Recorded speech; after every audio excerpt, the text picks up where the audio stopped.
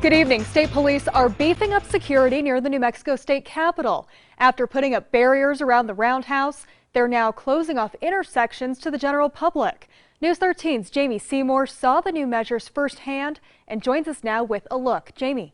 Jackie, this comes amid reports of protests planned at state capitals across the country.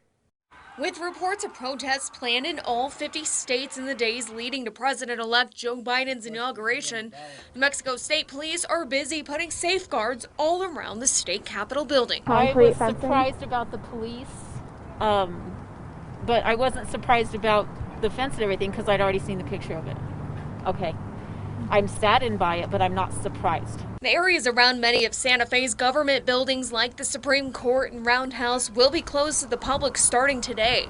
Concrete barriers and multiple layers of new fencing surround the buildings in the area, and 9 nearby intersections are now closed from 8 to midnight daily. Officers with New Mexico State Police, Santa Fe Police, Santa Fe County Sheriff's Office deputies, and members of the New Mexico National Guard will staff these positions. The only people allowed in will be legislative staff, residents, and business owners. We caught up with one Los Lunas woman who came up to pray outside the Roundhouse ahead of the legislative session.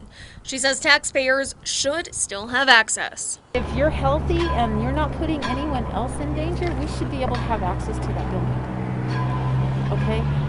This is just as unconstitutional as them breaching the White House last week. This heightened security comes just days ahead of the presidential inauguration on Wednesday. Following the deadly U.S. Capitol attack, there have been multiple reports of armed protests planned at the capitals of all 50 states, starting today and going through Wednesday. So far, it's unclear what events are planned for New Mexico.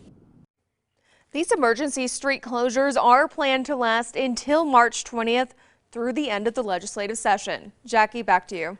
Okay, thanks, Jamie. The director of the Legislative Council Service tells us that the Capitol complex will be closed tomorrow as a safety precaution because of the planned nationwide protests.